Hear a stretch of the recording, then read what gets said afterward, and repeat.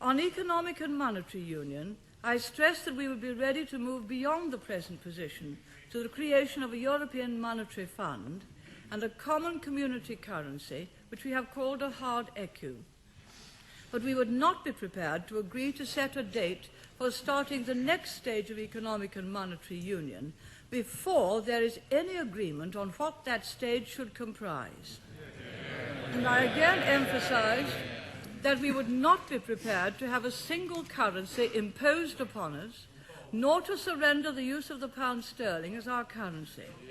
It is our purpose to retain the power and influence of this House and not to denude it of many of the powers. I wonder what the right honourable gentleman's policy is in view of some of the things he said. Would he have agreed to a commitment to extend the community's powers to other supplementary sectors of economic integration without having any definition of what they are? Would he? Because you would have thought he would from what he said. One of them was that the Commission wants to extend its powers and competence into the area of health. We said no, we weren't going to agree to those things. And what he says, he sounded as if he would, for the sake of agreeing, for the sake of being little Sir Echo and saying me too.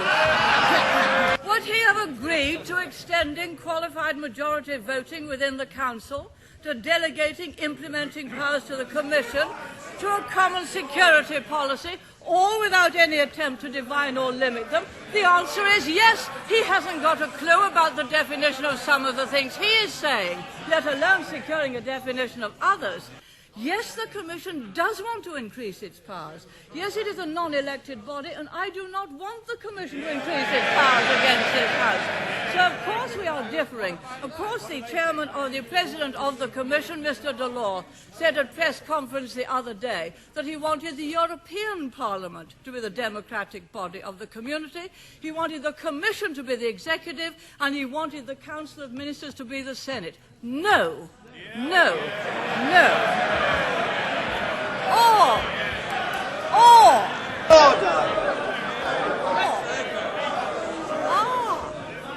Perhaps the Labour Party would give all those things up easily. Perhaps they would agree to a single currency, to total abolition of the pound sterling.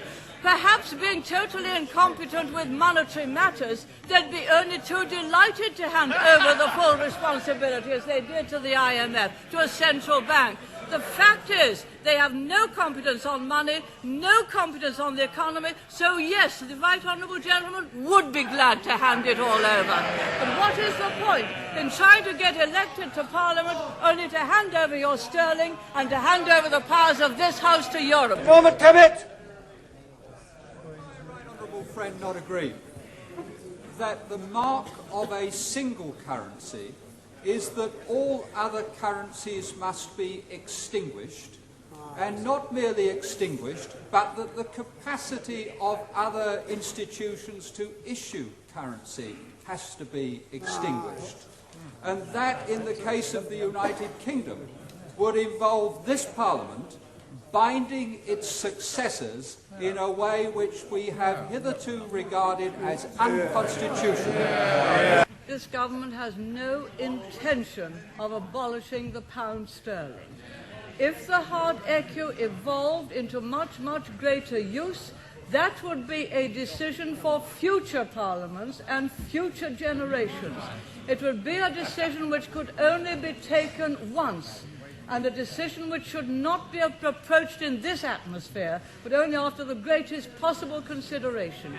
I believe both Parliament and sterling have served our country and the rest of the world very well. I believe we are more stable and more influential with it. I believe it is an expression of sovereignty. This government believes in the pound sterling. Dr. David Owen. Is it not perfectly clear that what was being attempted at Rome was a bounce, and a bounce that led only one way, and that was to a single federal United States of Europe? And is it not vital that in this House, across party lines, it is possible for a Prime Minister to go and make it clear, if necessary, that Britain is prepared to stand alone.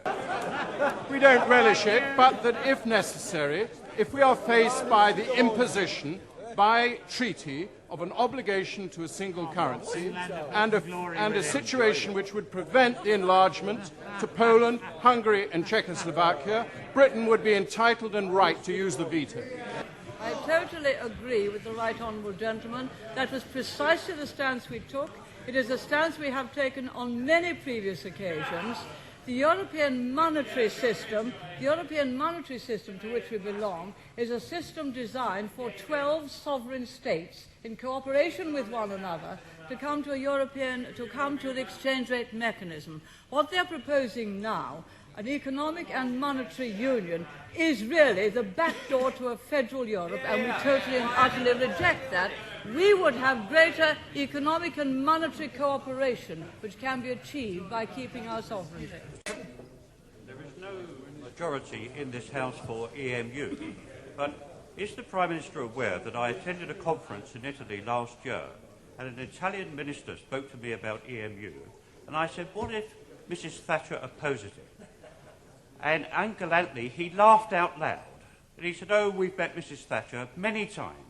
She squawks and makes a noise at the beginning, but always comes round and gives way in the end. Jeffrey said. Now, what assurances and guarantees can she give this House today that she will not give way on this issue, as she did give way on the Madrid condition about British inflation before she joined the ERM? That's what they said, Mr. Speaker, when I was negotiating for a better budget deal for Britain. Twice, they and the people in the Commission and our people in the Commission, and we had the presidency of the Commission, advised me to give way. They found out different. Mr. Speaker, next Wednesday, the doors of this chamber will be closed to black rod as a symbol of the independence of this House. What will be the effect on the independence of this House and the nation which elects it if the power to veto proposals affecting social affairs, environment and taxation were to be removed? Mr. Speaker, I hope that when the next election comes, people who want to come to this House will come to uphold its powers and its responsibilities and not to denude this House of them. We have surrendered some of them to the community. In my view, we have surrendered enough. Ben! Is the Prime Minister aware that what we're really discussing is not a matter of economic management, but the whole future of the relations between this country and Europe? Are the British people, when they vote in a general election, to be able to change the policies of the government that has previously been there? And it is already a fact, as the House knows full well, that whatever government is in power, our agricultural policy is now controlled from Brussels, our trade policy is controlled from Brussels, our industrial policy is controlled from Brussels, and if we go into the EMU, our financial policy will be controlled. It is a democratic and not a nationalistic argument.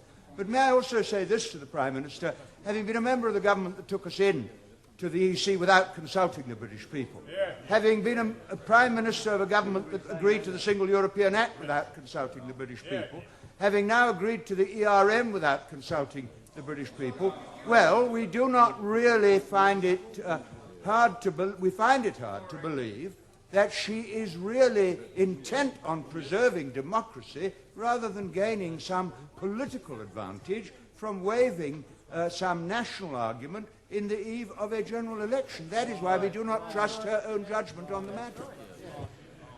Mr. Speaker, I think I would put it just a little bit differently from the right honourable gentleman, although I recognise some of the force of some of the points that he's making. I think when the proposals for, the Delors proposals for EMU came out, the Economic and Monetary Union, it was said immediately by my right honourable friend, the then Chancellor of the Exchequer, that this was not really about monetary policy at all. It was really about a backdoor to a federal Europe. A federal Europe taking many, many democratic powers away from democratically elected bodies to non-elected ones. I believe fervently that that is true, which is why I will have nothing to do with their definition of economic and monetary union.